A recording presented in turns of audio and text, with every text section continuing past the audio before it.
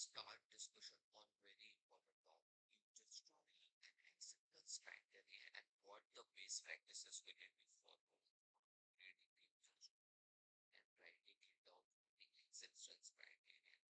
Guys, if you are interested in the business analyst field or the quality analyst field or the quant analyst or the AI/ML or quantum computing, so please do like and subscribe my channel. So I am creating more videos on such topic, so you will be able to get the good job related in that topic, and I'll help you how to answer these questions related to the BA, QA, or quant analyst, or the quantum computing or AI everything.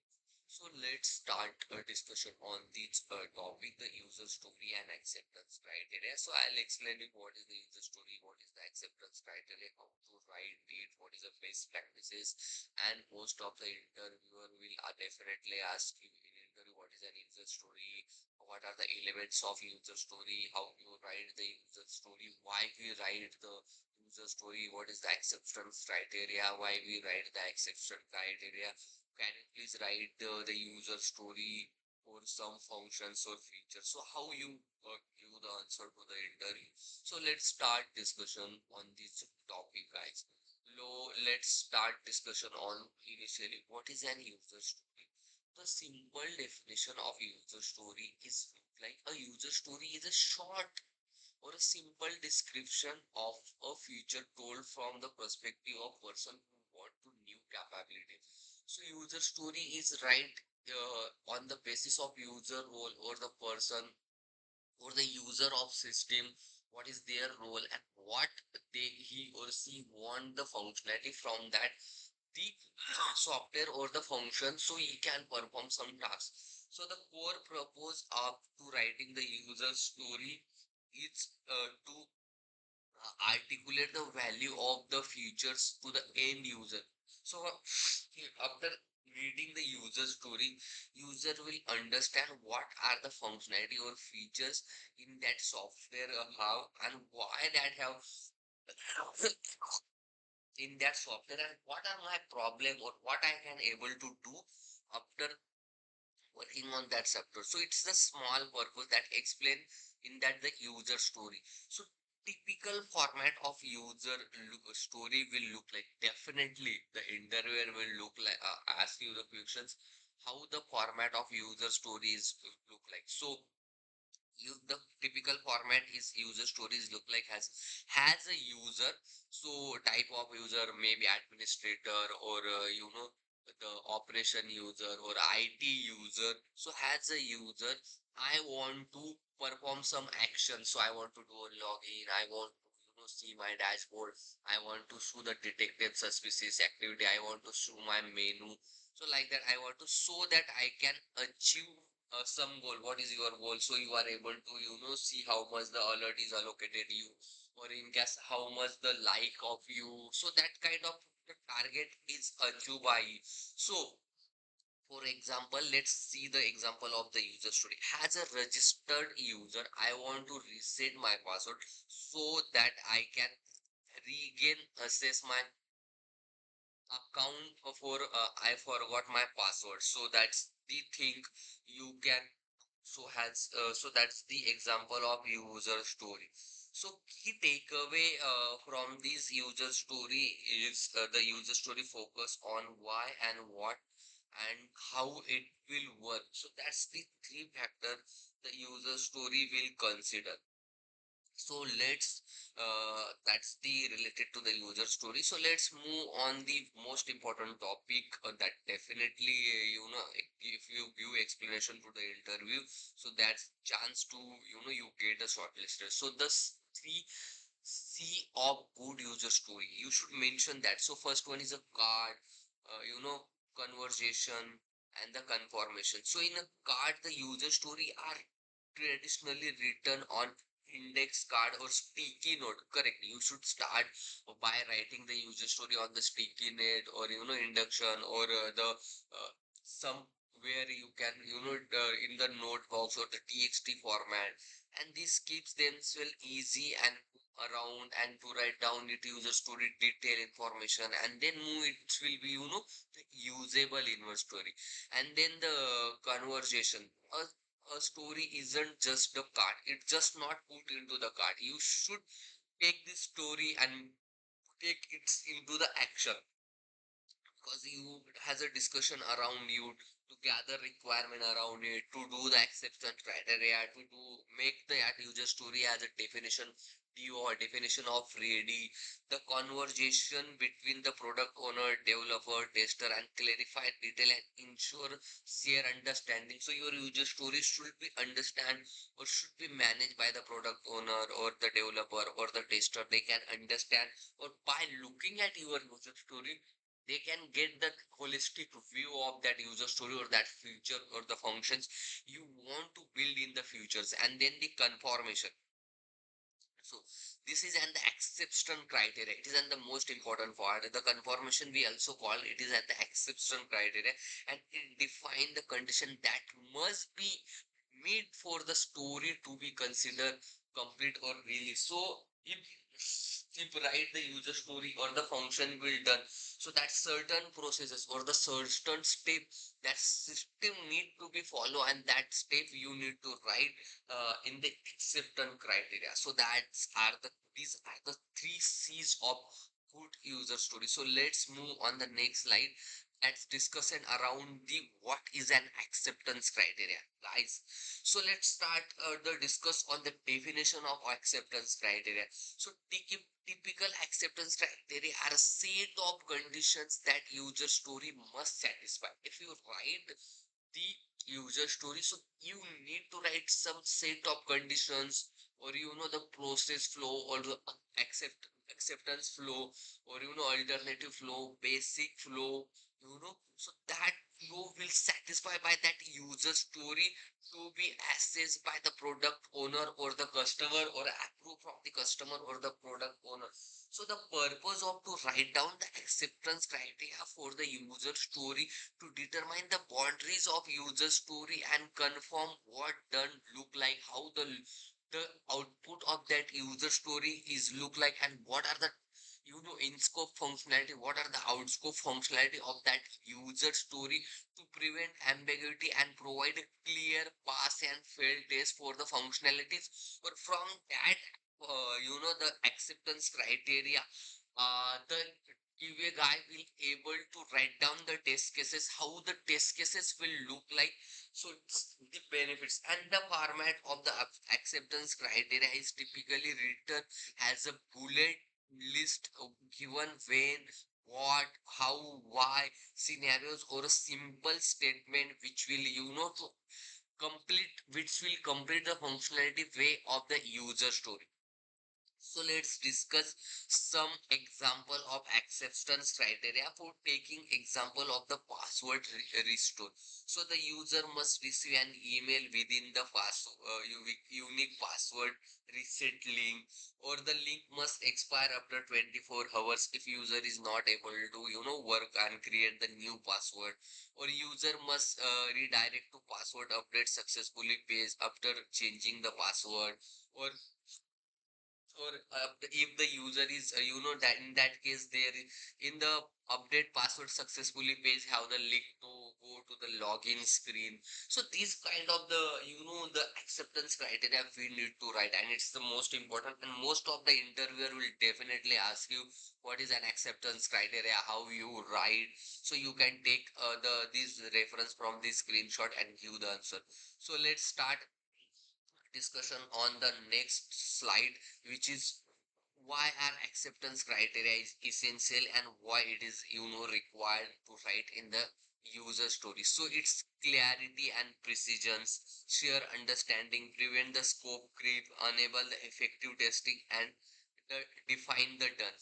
So the clarity and precision, the acceptance criteria, they translate the high level user story into the testable and specific, and it helps that user story to satisfy the definition of invest, independent, valuable, sizable, testable, or Yeah, this is the definition of invest. So satisfy that, and it should be that user story should be after reading the acceptance criteria or user story, the reader will understand why the business analyst want to say about that user story or what the functionality they are getting from that, the features and the share understanding. Everyone on team, developer, tester, product owner, or the customers or the subject matter expert know exactly what is expected from that user stories and understand after reading these things and to prevent the scope creep. Yeah, the first let's the I have separately created the video on scope creep,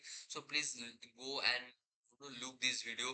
Guys, most of the interviewer will definitely ask you the what is a scope creep, why it happens. So the scope creep is a situation where the team or the development team or the project team are not able to deliver that product within a budget and within the time.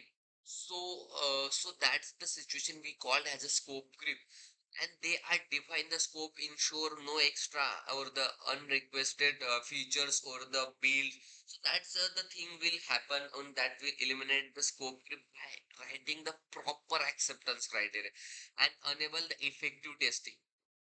This were as a foundation of writing the test cases or to yeah, definitely from I already told you from the acceptance criteria, the QA guy or business analyst will write down the test cases, how the test case will look like and how much the test cases are there, and define the then they are ultimate checklist for completing the user story. Or if all the acceptance criteria elements, if that user story is satisfied or that features or functionality is satisfied, then and only then we can say that the testing is done or the user story is completed. So let's move on the next slide. That is a best practices for writing a user story. So what are the methodology? What are the best practices you will write to be your user stories effective, appropriate, complete, and understandable by all the users of that user story. So keep them small and manageable or understandable. So a good user story can often be a complete within a single sprint. Yeah, the your good user story which you write, that should be completed within a single sprint, or it will not require more than 1 week time to complete from requirement gathering, analysis, design, development, coding, testing, and the deployment.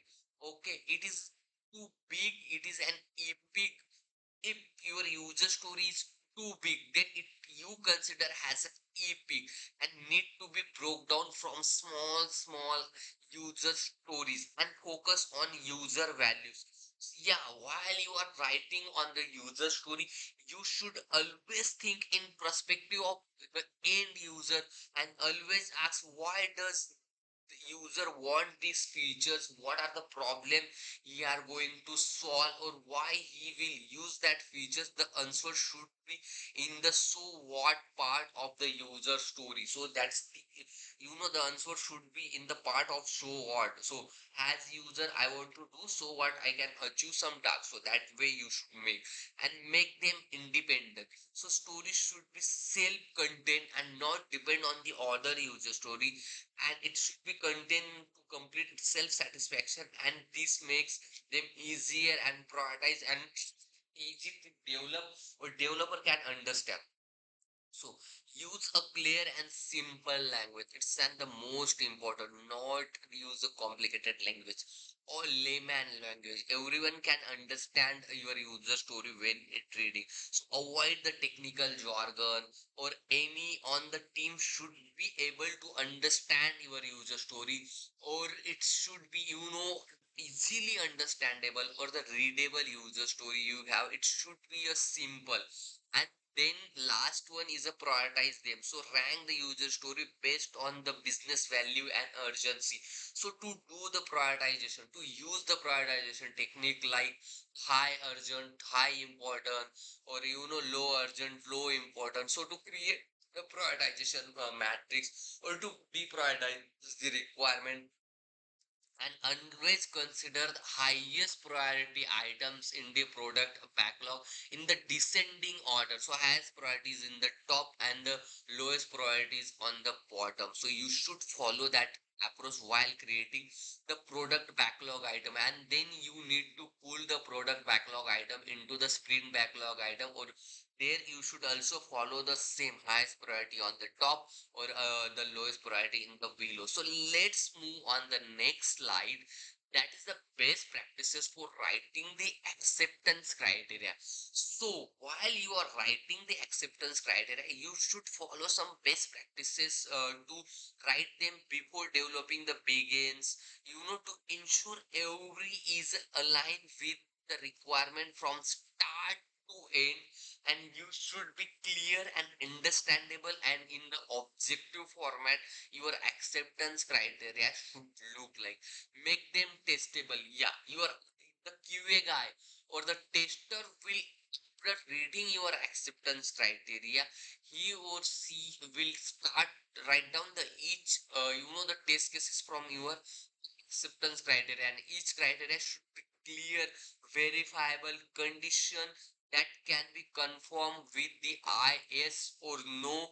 Okay, so you can write it is yes, that satisfy, or no. If no, then we will update that to the developer, or he can do it's, we can say it is an the bug, or raise to the developer and track this thing in the requirement traceability matrix. And then the be specific and unambiguous. So don't use words, terms like fast, easy to use, or user friendly, instant, or create a matrix. Like the page must be load less than 2 seconds. So that is effective, and that will be work. If that page is not well load in the 2 second, then the the action will take.